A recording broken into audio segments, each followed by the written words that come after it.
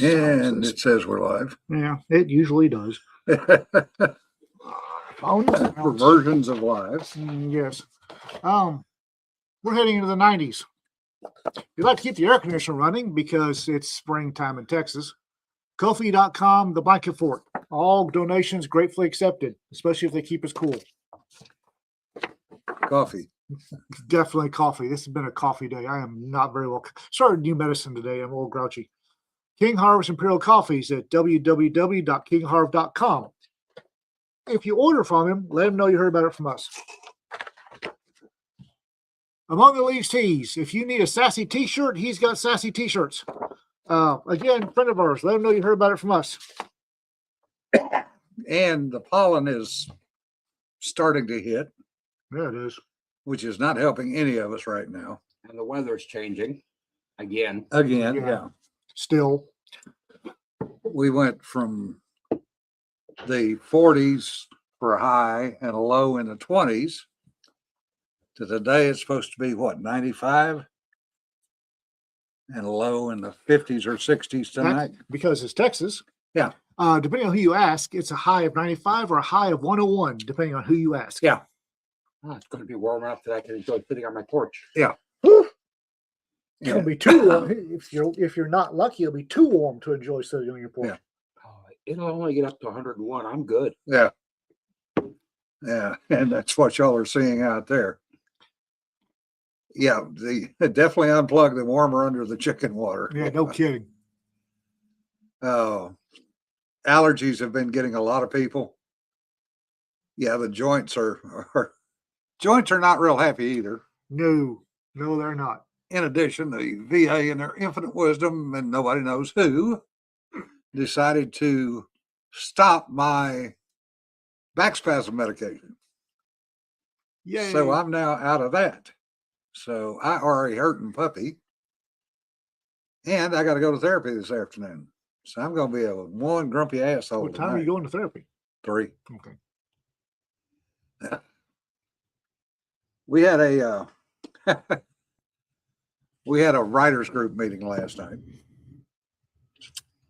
and had a young gentleman show up who I don't think he actually knows if he wants to be a writer or not. Yeah, it's kind of an interesting situation. He's a school teacher, middle school, teaches English. Yeah, has a degree in creative writing, among other things, and English. And writes stories for his kids.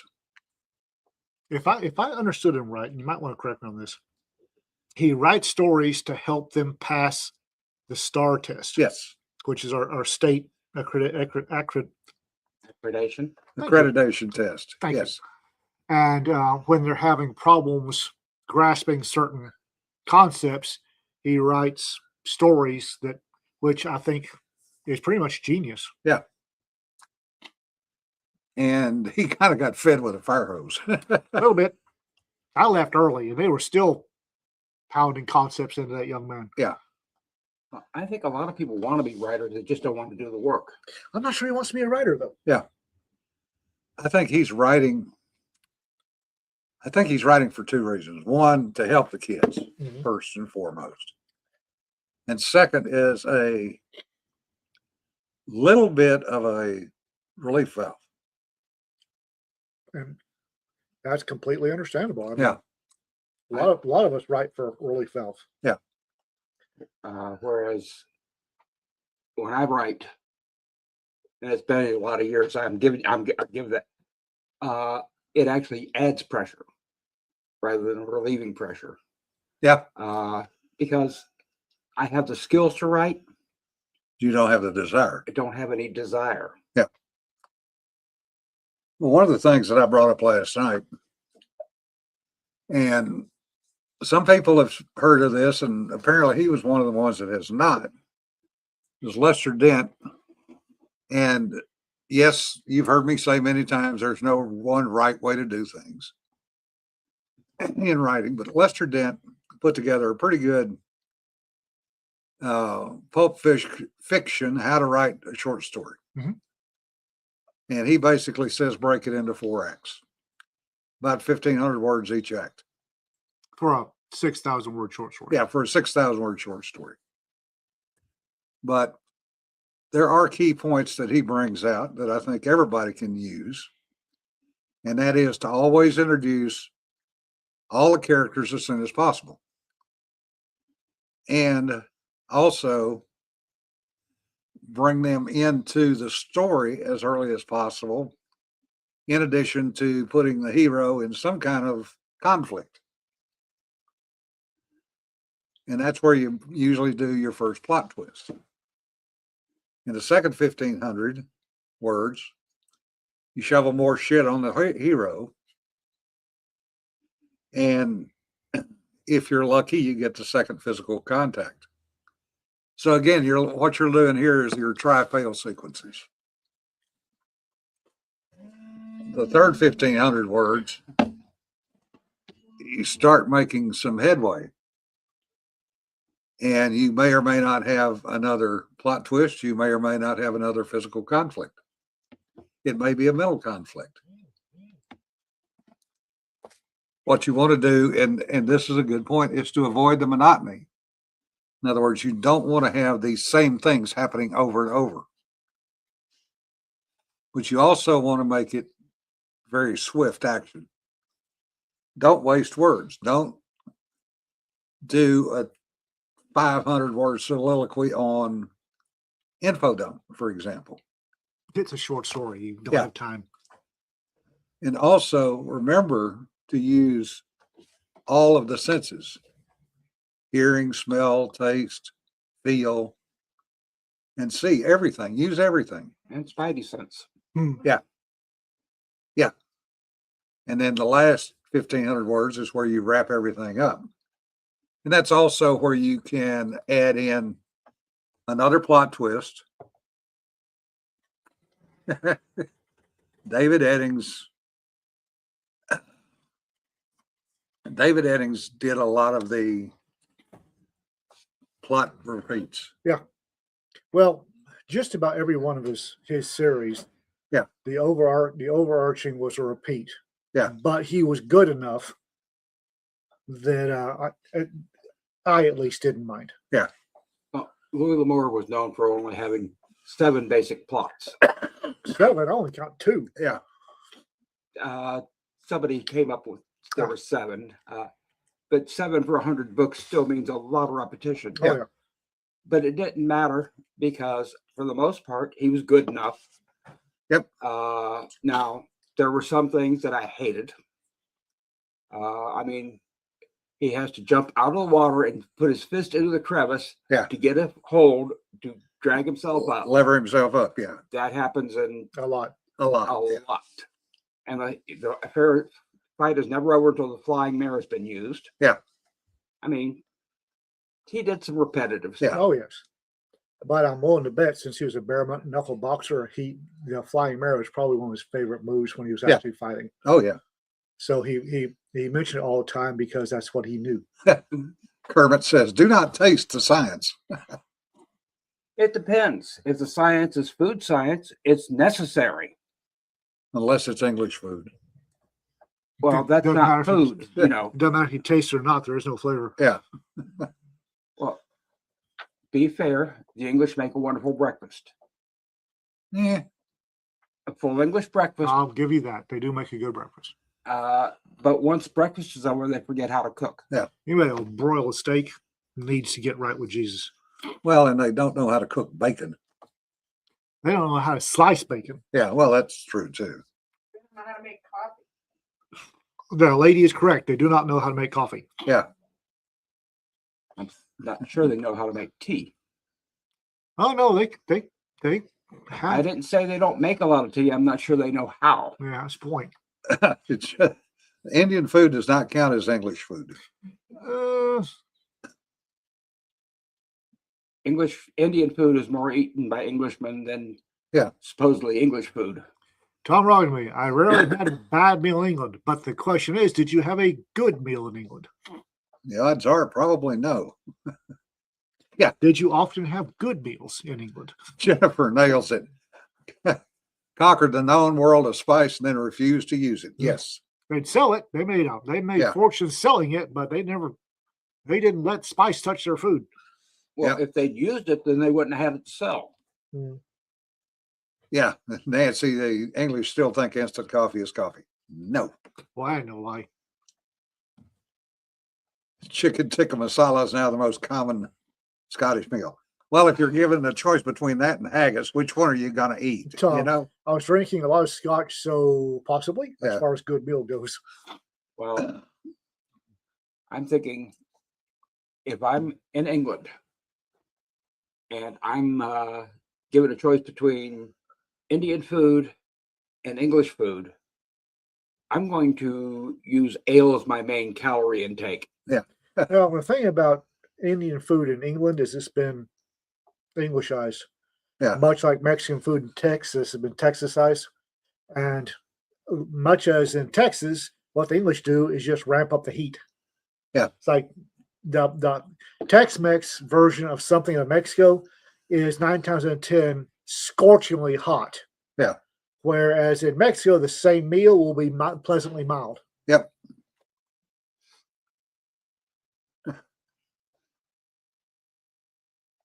And they a vindaloo. I've had a vindaloo in England that would burn the enamel off your teeth. And I'm told vindaloos in actual vindaloos in India tend to be mild. Yeah, they are. Joel, I saw something about the Afterman I've been avoiding it. trial. I have not looked at it. I know the cops were suing him. I don't know what the outcome of that was. They lost as they They should did? as they should have. Yeah. Dan, you can have all the haggis you want. You It's can have mine. It's just a sausage. Yeah. You can have mine too. Just a sausage. It's a liver and offal sausage. Yeah. So is boudin, but I've seen you pound down boudin in a Boudin actually has flavor and taste. but it's liver and offal. But it's got enough spices to cover the flavor up. Ah. Haggis doesn't. I don't know where you got your boudin, but mine never had liver in it. I've never tasted it at the stuff we got from Peter. I'm not going to argue it, but the definition of Cajun boudin is it's hog liver. I grew up eating it, and we All right. never put liver in it. Not going to argue with you. Of course, there again, everybody's recipe is different. I thought hog liver was what you saved to make bait with. Chicken liver. Oh, yeah, chicken. My family did a lot of fishing because, well, it was a way to bring food in, and liver doesn't count as food. Nancy says, I haven't been to the UK, but I had a curry in Fiji that was hot enough to strip the barnacles. Yeah. That's pretty strong. Now, some curries are. I'm just saying the vindaloo, which we typically think of as extremely hot curry, and the people telling me this could be wrong, but I've been told an actual vindaloo in India is fairly mild, It is. whereas the vindaloo in England is the hottest curry you can get. It's really not a curry. It's it's a bunch of heavy duty spices over something. It may be chicken, it may be lamb, it may be something else. Some protein. Yeah. You know, that You does. can't tell because of the amount of spices you got no flavor of meat. That does bring up, comfort foods for us. For me, it's a burger and fries. I mean, I grew up, that was kind of the go-to. And we didn't have McDonald's, we had A&W root beer. Meat, mashed potatoes, green beans, and coleslaw, cornbread. Comfort food to me tends to be more simple. I don't think of fancy meals as comfort food. Yeah, I don't either. Jambalaya.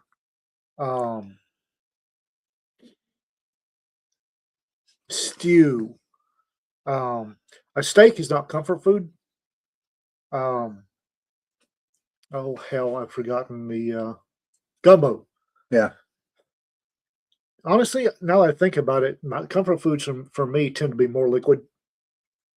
Stews, gumbos, jambalaya. Those are comfort foods. Well, with me, a typical meal at my house several nights a week was meat, mashed potatoes, green beans, Mm. corn, Yeah. coleslaw, cornbread. And you ate. I've never understood these things on the package when you buy something that says serves 4. Yeah. And I'm thinking it might serve 2 if one of them wasn't hungry. Um, Well, that's all that portion control. right. Comfort food for me, tends to be the same kind of food that the snobs will tell you is poor people food. Yeah. I just that's comfort food. I'll go so far as say a chicken fried steak and mashed potatoes is comfort food. Yeah.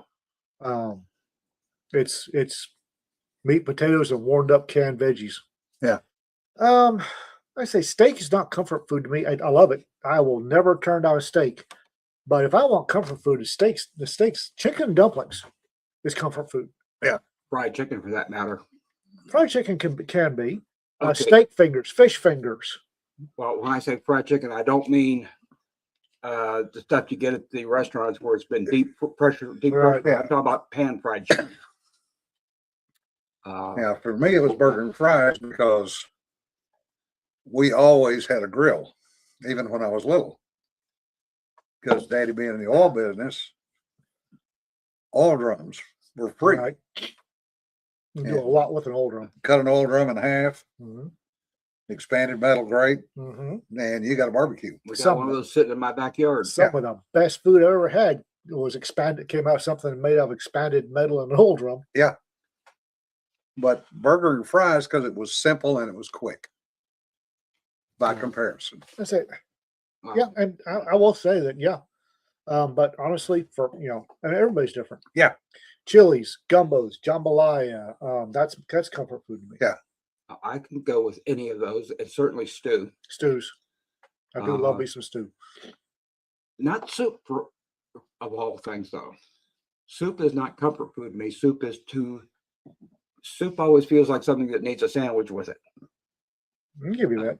I mean, to me, soup is flavored water. Yeah. My Even- soups tend to be pretty thick. I'm just saying that that's my mental image of it. No. I say comfort food isn't a yes or no thing. Everybody's got their own version. And for most folks, when your mother could cook, Yeah. comfort food is something that they remember their mother's making. Meatloaf, mashed my mother could potatoes, gravy, steamed peas. No, I'll pass on the peas, but left see with butter. It's, as Ian and Stanford both said, it depends on the individual. It may be something your mother fixed, your dad Mhm. fixed, something that you could get. And the reason I say burger and fries is that was Yeah. kind of our go-to when we were out roaming around, even as kids, because we didn't have the McDonald's. If you went anywhere, you went to A&W, and you might get a burger and fries. And yeah, we had Dairy Queen back in the day, but you didn't eat anything other than ice cream out of the Dairy Queens. They didn't have anything but ice cream. Yeah. I remember when they first introduced the Belt Buster back in the early 80s. Yeah. At least the one up here. There used to Belt was their half-pound double meat, Dairy Queen's half-pound double meat. And oh my God, that thing was huge. Yeah. These days, not so much. But A lot bigger than it was back then. the other thing we did was eat at a lot of mom and pop and greasy Mhm. spoons. Mhm. And to me, those burgers have always tasted better than anything you get out of a fast food joint. Mhm. I don't care how much people say In-N-Out or Five Guys or whatever. They ain't good burgers. They are good fast food burgers. Yeah. They may be good That's- fast food burgers today, and I'm including Whataburger since we're in Texas. Yeah. It's a good fast food burger, but it's everybody can make a better burger than a fast food. Yes. But for me, going back to the hole in the walls, the cafe here locally, Ronnie's, Mm-hmm. you know, Gene's when it was still open. Mm-hmm. You know, those were hand done burgers. And they weren't fancy. But boy, they were good. They were good. Well, to me, if the place is enough of a hole in the wall to be a good restaurant to me. Yeah. The two things it needs to have on the menu are gravy and biscuits in the morning. Yeah. And soup beans. That's another comfort food is a 7 or 15 bean soup. Yeah. Or red beans and rice. You know, ham and beans, red beans and rice. Talk about comfort food. My grandfather's comfort food was a piece of ham, lima beans, jalapenos, cornbread, and buttermilk. The thing about comfort food is it's food that evokes memories that provide comfort. Yeah. So, which is why a lot of it is what your mother made. Yeah. Because that was a time when you were comfortable, you were comforted. Yeah. And probably the Cajuns, because my father cooked, he cooked Cajun. So the Cajun food being comforting to me is because that's when my father cooked, and we all sat around, and that's jambalaya. Yep. Family reunions, we would usually one night I say we, the kids, we would get to cook burgers. And the one advantage of the family being in the oil business was large pots. I'm talking 48-inch around, 3 foot high. And I'm going to tell you, you can boil some potatoes or you can fry some potatoes in a pot that big. If you've got a pot that you do a decent crawfish boil in, Yeah. you can boil anything. Oh, yeah. Just don't do turkeys. Please don't do turkeys. Okay, there's some meats that should not be boiled. Well, it's not boiling a turkey. It's the deep frying, which It's dangerous as hell. it does turn out a decent turkey. Yeah. Then you got to get rid of 55 squillion tons of oil when you're done. Yeah. Because once you get done frying that turkey, the oil tastes like turkey. Yeah. And whatever spices you put in there. And much as I like turkey, I don't want my French fries tasting like Turkey. fried Cajun turkey. And he does like turkey, trust me. I love turkey. Turkey's great. Yeah. And a fried turkey is great. But as Jim said, and as Sanford alluded to, it's dangerous to make. Matt Hamber and I did a couple of years frying turkeys for Thanksgiving and for Christmas. And we had a complete setup. It looked like an EOD disposal site. Yeah. Because we're not dumb. Yeah. And while fried turkey is best turkey, we also didn't want to go up in a fireball. Has anybody ever deep fried a turducken? Yes, somebody did. Yeah. Turducken is not, It's not real. it's not. Why? The odds of getting all three of them done at the same time. Well, not only that, but a turkey tastes different than a duck, which tastes different than a Cornish game hen. Yeah. Why are you going to ruin all three flavors? Cook them separately. Well, you got to cook them separately if you want to get them actually all done. That ain't no lie. I'm not going to cook them separately. I'm not going to cook them together because, okay, I'll eat a Cornish game hen. Mhm. That's a lot of work for very little meat. Yes, but I don't care for duck, and I hate turkey. Yeah. Doesn't mean I won't eat it. I just really don't like it. I like turkey. I like eating turkey. Wild turkey's even better because beer was what? The thing is, I don't know where I was going. Well, and meatloaf's another one. Glow sticks. The number of people, and I enjoy meatloaf. I enjoy meatloaf both as a meal and as a leftover sandwich. Oh yeah. But it's different for everybody, and that's the point. What is comfort for you is not necessarily going to be comfort for somebody else, as we've just discussed. And some of the things that your parents cooked, You couldn't stand. My mother, every week, I forget which day it was. One day was meatloaf with ketchup on top. Yeah. To this day, I can't stand baked ketchup in any way, shape, or form. One day it was tuna salad with hard-boiled eggs in it. To this day, if I try and eat tuna salad, it's got hard-boiled in it. That was a 70s thing. So I remember in the 70s, every chicken salad I had, I bit into an egg yolk in or something. Yeah. I didn't mind it. I just thought it was a lot. I tuna salad with egg yolk. Yeah, It- tuna salad, egg yolk, and sweet relish. should be dill relish. Yes. Is beer considered a comfort food? For some people, yes, And if you drink enough, it's a comfort food for everybody. especially if it's British and it's Guinness. Oh, I don't care for Guinness, but I'll take a nice brown ale. During They're chewy. FenCon, we went down to had evening meal at a pub, American style pub. Concrete floors, dogs everywhere. It was great, and I had a dark Russian stout that was heavenly. Lamb curry. Oh, Rita's doing a very adorable dance because we have a Nepalese Indian place coming to Wichita. Yeah, I saw that. I am withholding judgment. Well, you have to until it opens up and you see whether they can cook. I'm still withholding judgment. The parts of Africa we were in, we either had Moroccan food, which has a flavor spice profile similar to Indian, but enough that Indian tastes weird to me, or Japanese curry.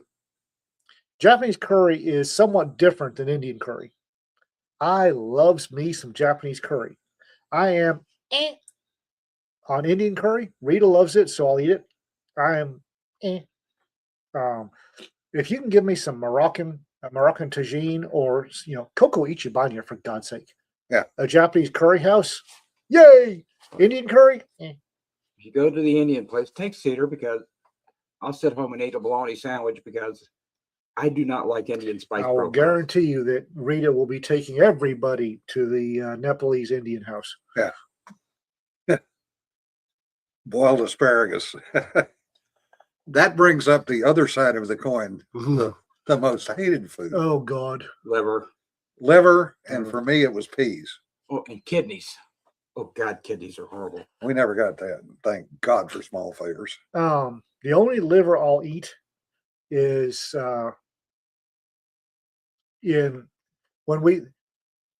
apparently I get weird boudin, which is a liver sausage. I'll eat that.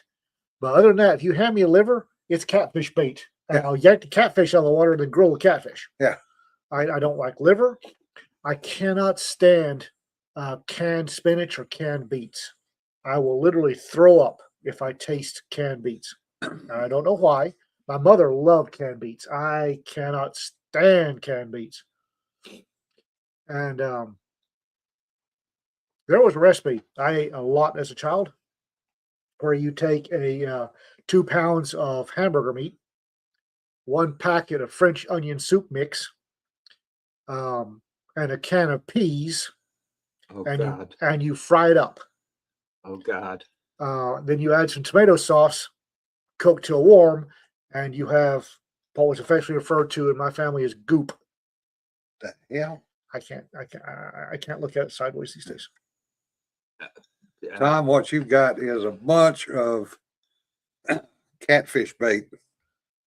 If you got a bunch of pork livers. my Catfish opinion. bait. Well, it I- also makes good dog food. I wouldn't Yeah. inflict that on my dog. I Dogs know what love the liver. I know what the liver does. I know what its function is. Oh, pickled onion, pickled eggs are the devil's dingleberries. Yeah. Do not serve me a pickled egg. I am serious. I I'll cannot take his. stand pickled eggs. Okra. Ooh, Some people cannot stand okra. Boiled okra is the devil's playground. fried okra. Fried Yeah. okra is great. Fried okra is great. Boiled okra, Now, Well, it's can't- slimy. you can't swallow it. I don't put okra in my gumbo. Jim does. Yeah. And I don't mind it in Jim's. It's just thing about gumbos, there is no real defined way to make a gumbo other than you got to start with a root. Yeah. That's the only everything else, a gumbo is poor people food, and it's how you feed a family of 12 on 35 cents a day. Hello. Hi, Bliss. What do you got? Oh, it's Yeah. just for me. That's one of those things. But the gumbos, there are not guidelines, especially between the big guidelines between Creole gumbo and Cajun gumbo. And there's a big difference between the two. Oh yeah. Oh yeah. And Very then, large. Then you've got the family guidelines. In my dad, he would never make a gumbo that had surf and turf in it. Yeah. Sausage was neutral, but if it was a chicken gumbo, there was no shrimp. Yep. If it was a shrimp gumbo, there was No chicken. no chicken or beef or anything else. It was either a seafood gumbo or a land gumbo. Didn't And I've but- never seen a gumbo with beef in it. I've seen a couple. They're odd little gumbos. Yeah, no kidding. Well, I saw one, but it was in a military town, so it might not count. And that, but Be my like fa- that damn Disney gumbo. oh god, that was a gumbo. There's no root. Yeah. The thing about, Kale in a gumbo. when you're a starving family of 12, feeding 12 people on 35 cents, and the Pizza Hut has gotten rid of the kale, you will put kale in gumbo. But I was going somewhere with this. Just because my father would not make gumbo that was surf and turf didn't mean he wouldn't eat it. If somebody else made it, he'd pound it down. He wouldn't put okra in gumbo, but much like me and Jim, if he went to somebody's house and their gumbo had okra, he had no problem. Yeah. He just wouldn't make it. It's a weird Cajun thing. Jesse, really? Do you use a kangaroo in an Australian version of gumbo? Really? Wow. That's just not right. What we ought to use a kangaroo for is Hoppin' John.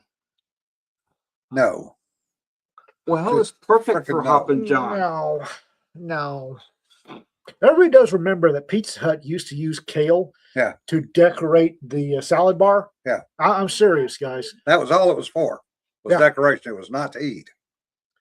But Cajun food, on Facebook, there's these huge arguments about somebody will post a gumbo recipe and somebody else come along. That's not a proper gumbo. It has to start with a root, then it's proper gumbo. It's poor people's food. You didn't have a choice sometimes. Well, Differs, you truly ain't right. You like baked kale with onion powder and salt. God. You okay. ain't right, girl. Ugh. Oh, But Cedar makes kale I can eat, but that's because she drowns it in bacon grease. right. No, still no. But thing about it is with any kind of food, let's take something simple: cornbread, sugar or no sugar. No sugar. No sugar. I'm a no sugar guy. To me, if it's got sugar in it, it's corn cake, not cornbread. Yeah. But there are people that are just as vehemently on the other side. Oh, yeah. Anything, okay, chili, beans or no beans. No No beans. beans. My chili has beans. Now, You got Tex- chili soup. Texans. and when they come over, I call it bean stew. Um, It's like Cincinnati chili. oh, Okay, Cincinnati chili is actually Greek spaghetti sauce. Yes. spaghetti sauce. That's why Cincinnati chili is always served over spaghetti. But Yeah. With, again, with the cheese Onions and sprinkled on cheese. top. Yeah. and again, I don't put beans in my chili. Although caveat, if 8 extra people show up last minute, there will probably be beans in my chili because it will extend the Yeah. chili. As a rule, I don't put beans in chili. I'm from Texas. If I go to somebody's house who's taking trouble to make chili and there happens to be beans in it, I don't argue. I just eat the beans. Yeah. It's like I know what barbecue is. We're Yeah. from Texas. We Yeah. know what barbecue is. Yeah. I went to Kansas City. I ate their barbecue quite happily. It ain't Texas barbecue, but it's still good. Yeah. When we were out in the Carolinas, their barbecue is weird, Yeah. but still good. It's vinegar based. It's weird. Tasted good, but weird. And there's It's a vinegar mustard based or mustard based. Yeah. And there are actually 2 camps in North and South Carolina over what kind of barbecue sauce there is. And they don't barbecue beef. They only barbecue pork, Pork, yeah, which is weird. which is weird. Yeah. Coming from the land of barbecue brisket, me, you don't barbecue beef. What the hell's wrong with you? Yeah. Well, and it's like there are people who say if you put sauce on it, it's not barbecue. It's something else. If you don't put sauce on it, it's not barbecue. Well, it's as the chat is agreeing, these are many of the decision points and argument points between the sides. Yeah. Again, I will not turn down Carolina barbecue. I think it's a little odd, but it tastes good. Yeah. And I'm from Texas. And when I walked into the barbecue joint in Kansas City, and they said, "What do you want?" And I said, "I'm from Texas. What do you recommend?" I swear the waiter started drinking. Yeah. Johnny, Memphis barbecue is dry rubbed. Yeah, still good. That's one of the big differences. Still good. Well, yeah, I'll even if I go back east and somebody says, "Come over, we're going to barbecue on Saturday." And I get there and they've got a grill full of hot dogs and hamburgers, You're not barbecuing, you're grilling. but I don't care. They call it barbecue in there. Every spring, barbecue chili bake. But I don't care if they want to call it barbecue. It tastes good. I'll eat it. Yeah. And hamburgers and hot dogs are, like Joe Grilled, said, yeah. perfectly acceptable comfort foods. Grilled. Yeah. The number of chiefs and first class messes I believe it. all over the place that make a ton of money every year off get-togethers, formal or informal, where they do the grilling, and it's cheap hamburgers and cheap Mhm. hot dogs out of the commissary, That you buy in cases of 100 or 200. and you pay $5 for it, and it's edible. Well, we do the same thing here in Tiny Town in Owl Park. Yeah. The volunteer fire department has once or twice a year it's either a hamburger or 2 hot dogs. Yeah. And they're overpriced. Yeah. You get a hamburger or 2 hot dogs and a bag of Lay's chips and a can of Coke. Yeah. And it's overpriced, and I will belly up every time. Yeah. Jim and I will be Volunteer in line. fire department. Yes, Yeah. volunteer fire department. And they put acceptable sear on. Yeah. Those boys can cook. What they're starting with is whatever Sam's can provide mass quantities. Yeah. And it's for the fire department. So Okay. it's not good, but it's cheap, relatively speaking. Mhm. It's not It's for a good cause. it's not that cheap, but it's for a good cause. Yeah. And it's the equivalent of McDonald's. In all Oh, honesty. honestly, it's a That's little better. It's better It's a than little McDonald's. When I say it's the equivalent, I'm not talking about the quality of the food. Yeah. better. I'm talking about McDonald's. It is, you don't eat McDonald's when you want to go out and have fine dining. No. You eat McDonald's when you need to do a fuel stop. Well, we'll get in line and we'll hand somebody's little wife Yeah. $20, a $20 bill for. Yeah. And that's actually a pretty damn good meal. Yeah. And the volunteer fire department who aren't getting paid, I don't know about anywhere else. Our volunteer fire departments don't get paid. No. The only place I know of they get paid is in Virginia, Really. and that is they're paid per run. Hmm. But they have to be fully certified and be on call to get paid for it. The last 2 fire departments I was involved with, I was actually part of the volunteer fire department in Electra, Texas. And then the one in my first sheriff's office, because we were pretty tight with the volunteer fire department. What they got paid was a ham every Christmas. Yeah. The city would give each volunteer fireman a ham. And for what those boys go through, Yeah. what they go through the year, that Christmas ham, boy, how did they earn that? Yeah, when I was volunteer fire rescue in Florida, we did not get paid. Mm. Nope. Man. So I will be happy to pay $20 for a hamburger puck, a can of Coke, and a bag of Lay's chips. I know one, I don't know where it is now, but I remember reading an article. There was one volunteer fire department, but in order to get the volunteer fire department to come put out your fire, you had to be insured by them. Really? You had to pay a fee each year to have the Fire protection district. Yeah. That's weird. well, it was a way to get the firemen paid. We don't pay our volunteers here. It was mainly to buy equipment. That was What- the original purpose of the fire protection district. Well, I don't know where they got paid. Honestly, don't know where they got paid or not. But I know they went to a fire at one location, and apparently there was an arsonist running around, and he set fire to the house basically across the road. Now we're not talking about like in town where you got kicked Yeah. by jaw. We're talking about there's a half mile between them. Yeah. Right? But most of that half mile was quarter mile of driveway on each side. And the guy comes out, "Hey, my house is on fire. Are you registered with the fund?" "Well, no, but what's that got to do with my house is on fire?" "Sorry, Yeah. you aren't registered." Wow. Here in Texas, there are more volunteer fire departments and volunteer firemen in Texas than there are paid. Yeah. Those boys and girls cover most of the state as unpaid volunteer firemen. Same thing in Florida. Yeah, I believe it. Rick says the arguments over cheesesteak sandwiches. Oh God, yes. Geno's and what's the other one in Philadelphia? Slightly different taste, slightly different.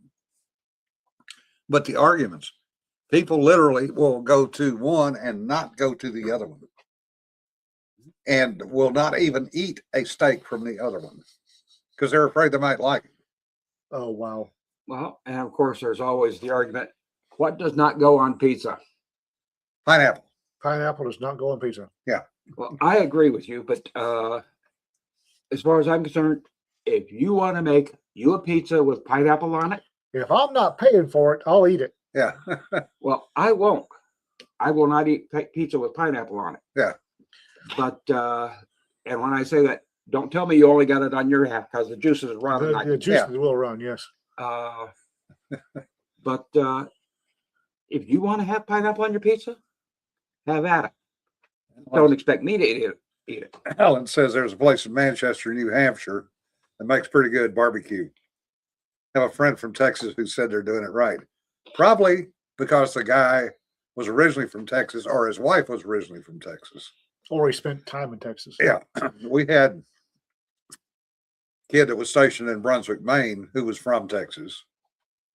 And he got a smoker sent up Mhm. from his family in Texas to Brunswick, Maine. And he got a reputation in the military community for smoking briskets, which were also sent from Texas. Well, he went on deployment and his wife was home. And at the time, I think they only had the one child. So she, in her boredom, would smoke briskets. And then the neighbors started buying the stuff that she smoked. Mhm.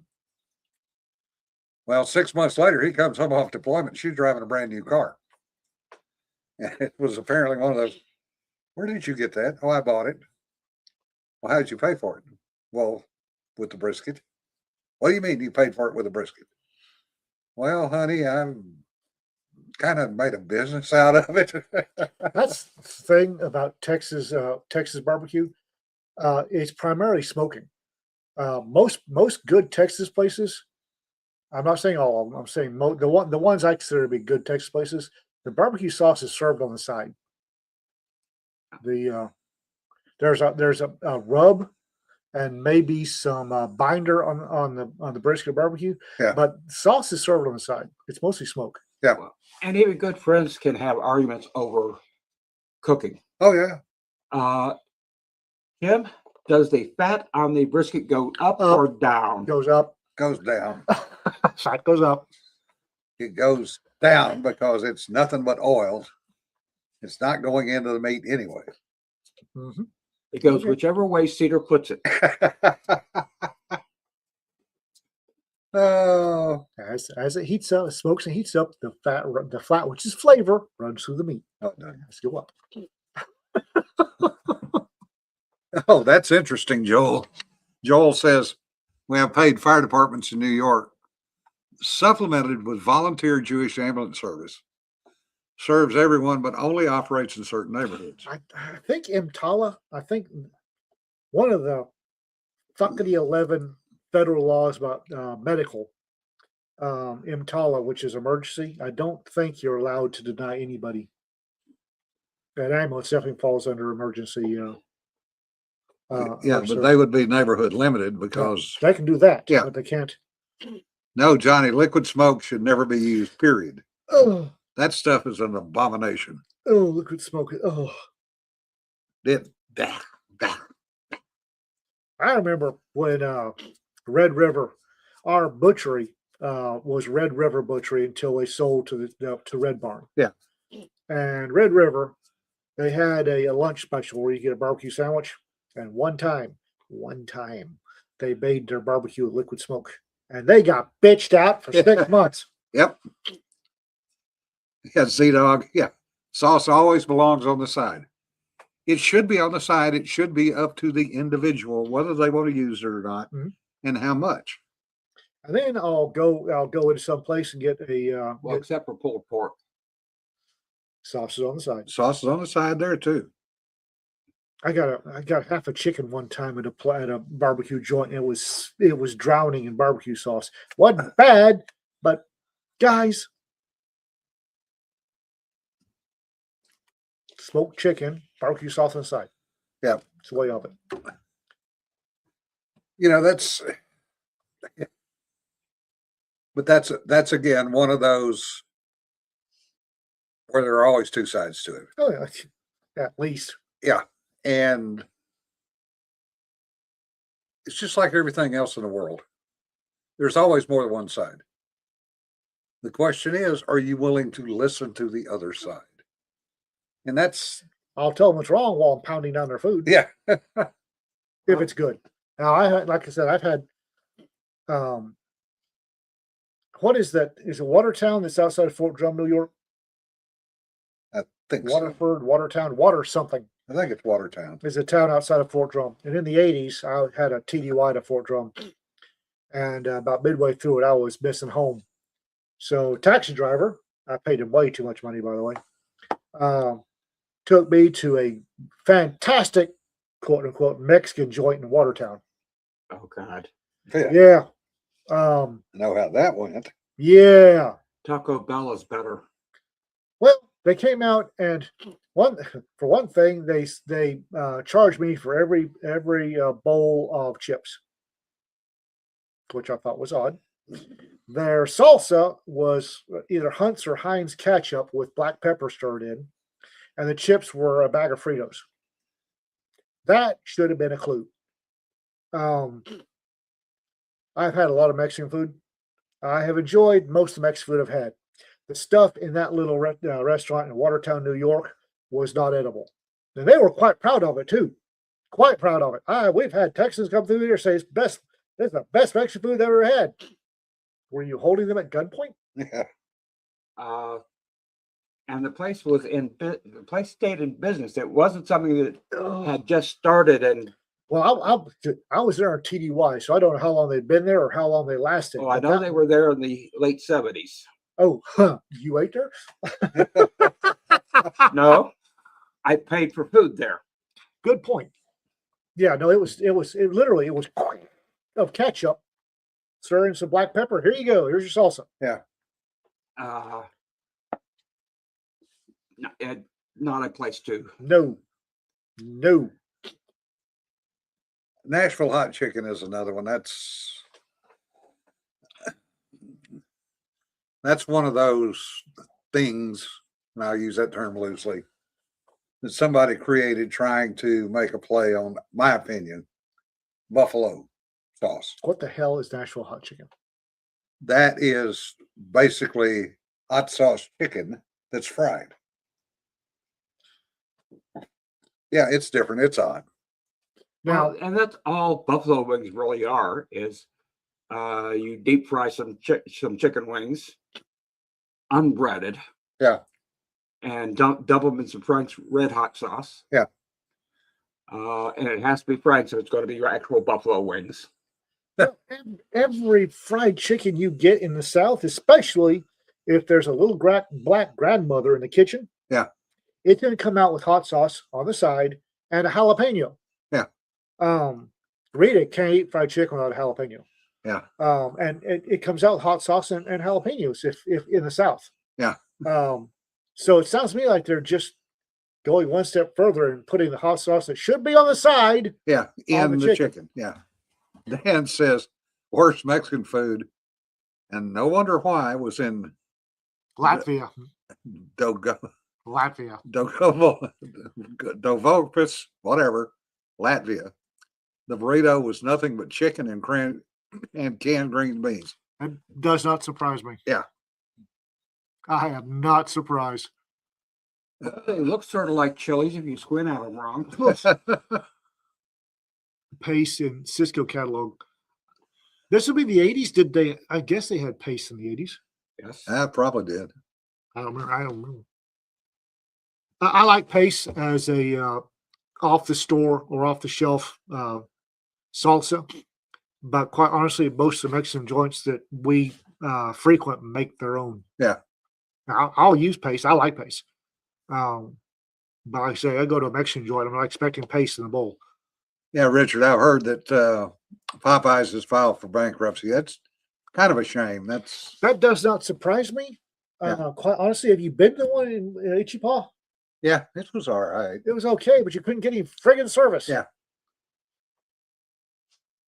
The problem I have with Popeyes, the problem I have with most Texas fried chicken is they have a very crunchy, crispy Mhm. skin. Mhm. I don't It goes a little far sometimes. Yeah. I don't want a skin that I need a hammer and chisel to get off to eat the chicken. Yeah. I want a grilled chicken place, Pollo Loco or Nando's. I just want a grilled chicken place. Yeah. Fried chicken is good. Don't get me wrong. Fried chicken hits the spot when you want fried chicken. There's a difference between fried chicken and grilled chicken. Yeah. Big difference. A huge difference. They aren't the same animal. That reminds me of Memphis. The family friend, Charlie Vargos. My mother and dad knew him back when he had a restaurant in New Orleans. Left New Orleans in, I think, 1948 or 49. Went to Memphis. Wanted to open a small restaurant and do ribs. That's what he was kind of known for down in New Orleans. And he found this place, and it was downstairs in a cellar in an alley behind the Downtowner Motor Inn in Memphis. But Mr. Vargos knew how to do ribs. And he did dry ribs primarily. Now he had barbecue sauce. If you wanted it, you could put it on the side. So I go to Memphis in 1970 for training at Millington. And I wanted to get some ribs, good ribs, because I was tired of the Navy food. Oh my God, the shit in a freaking mess. Anyway, I happened to have a car, so I ended up dragging 3 of the guys in the company with me. Well, in those days, when you went on Liberty, you went on Liberty and Whites. To a barbecue joint? Yeah. Oh, wow.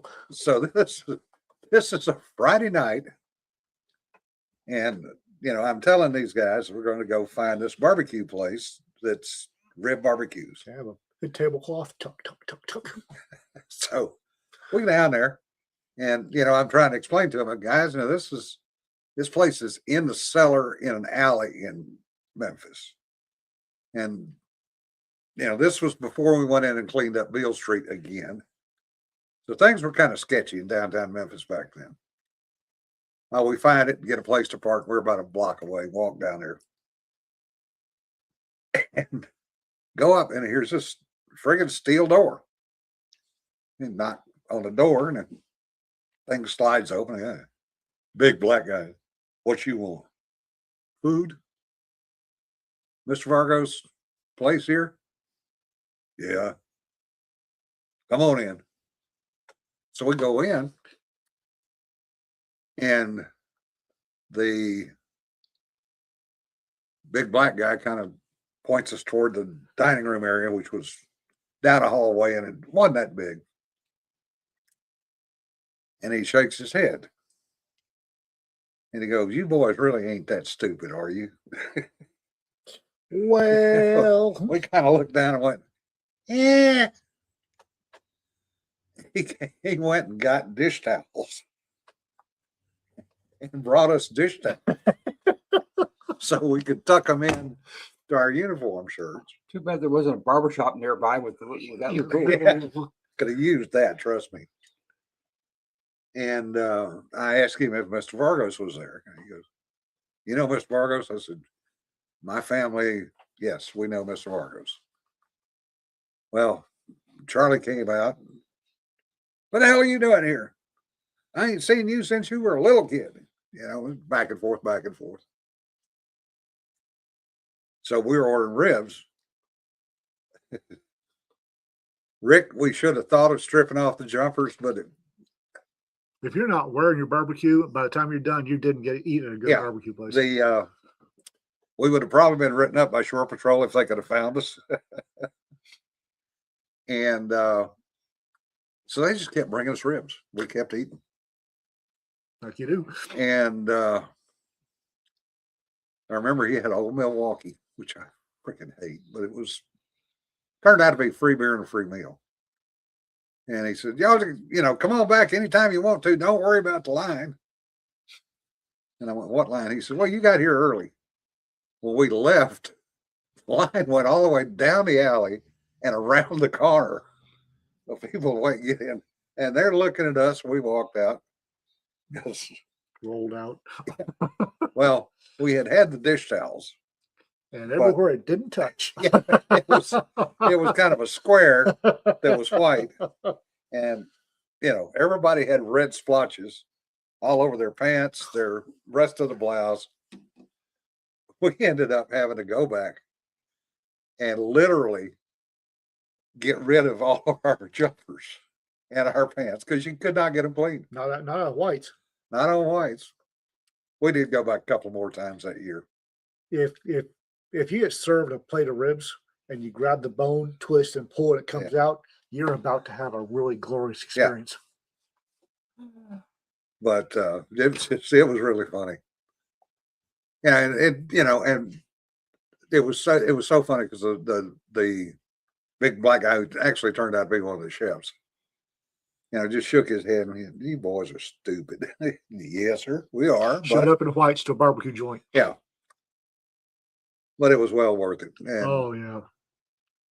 Well, I sadly I you missed pay, that pay place. for the food, and from what you said you ate, that was probably more than the value of the jumpers. Yeah, probably. Yeah. There was a place in Galveston. I spent a semester at Texas A&M at Galveston. Yeah.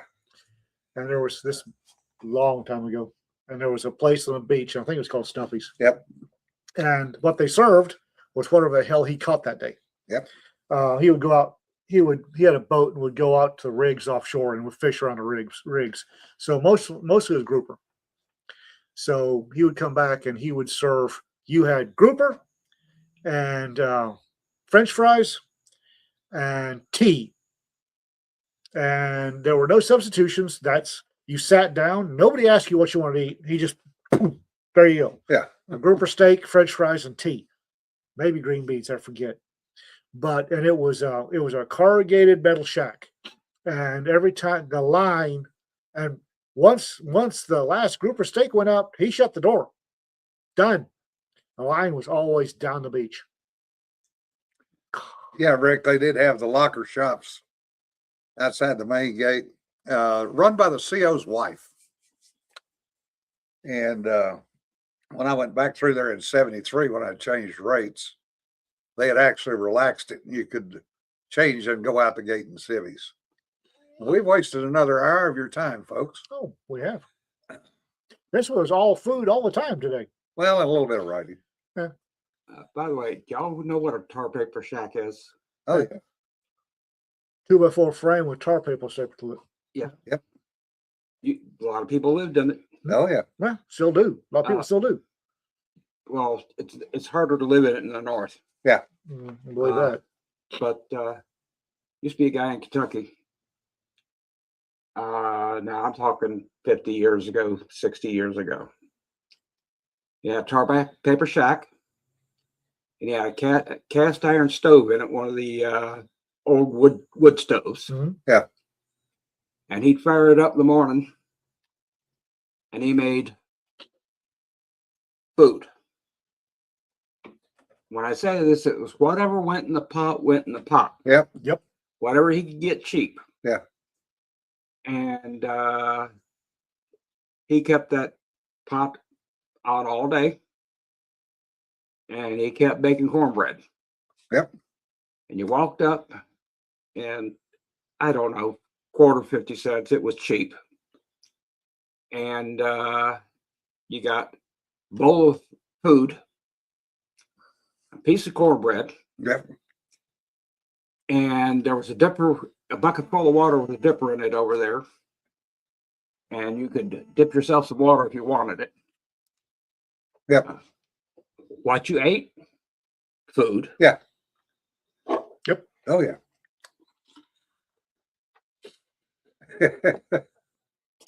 And he was always busy too. Yeah. Speaking of, where do you want to get lunch? I don't know. Now I'm hungry. Yeah, we got the cafe, we got Carlitos. What do you want? I don't care. We run to town. No, right in town. All right. Cafe. Cafe sounds good. Cafe. Anyway, folks, remember, don't sweat the petty stuff. Don't pet the sweaty stuff. We'll see you Y'all be safe. Tuesday. next week. Yeah. Be safe, folks. Food. After first. Going to lunch. I will